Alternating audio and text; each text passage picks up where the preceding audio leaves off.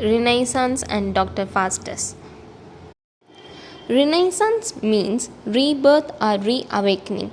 Renaissance originated in Italy in the 13th century. Marlowe lived and wrote during the English Renaissance period.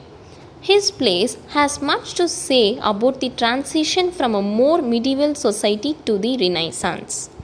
The most important thing in the Renaissance is craving for knowledge infinite. Christopher Marlowe was a product of the Renaissance.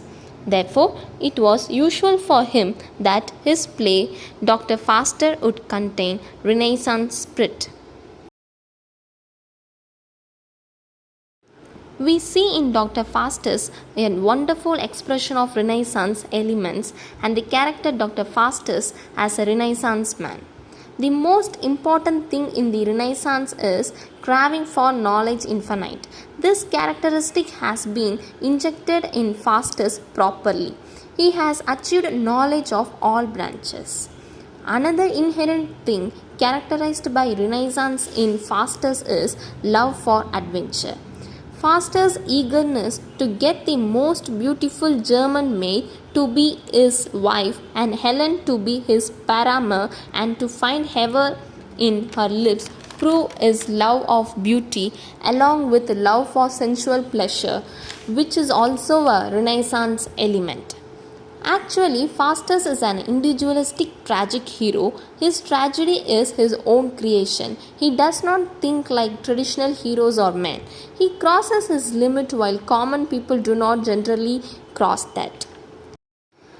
Renaissance movement is greatly influenced by Niccolo Machiavelli, his The Prince, and his ideal ends justify the means.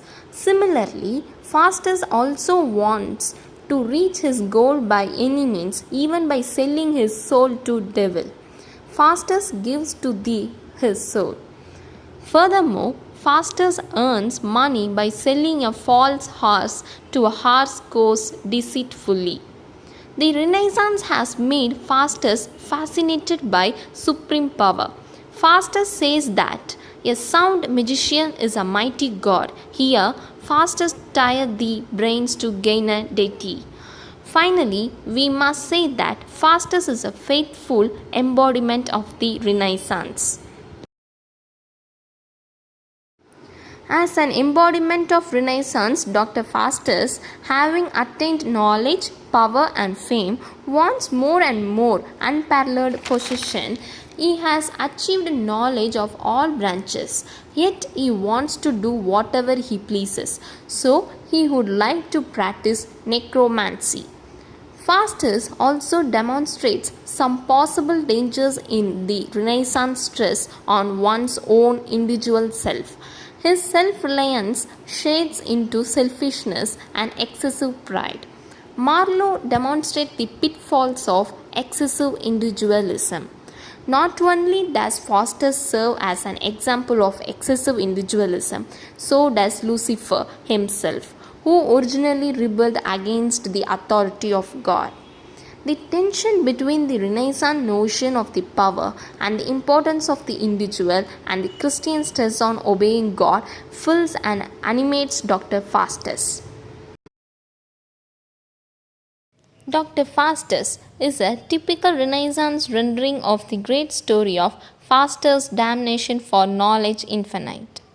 Faustus, who has already mastered various subjects like theology, divinity, law, and medicine, etc., is not satisfied with the kind of knowledge he has already achieved. The Reformation was a companion movement of the Renaissance. The Protestants challenged the authority of the Pope and disregarded him. Dr. Faustus not only disregarded the Pope and the Bishop, and also he made fun of bishops. Marlowe showed his love for the Renaissance spirit, and his Dr. Faustus reflect all the important features of the Renaissance. The hero of the play is a great Renaissance figure, and Dr. Faustus is a Renaissance drama.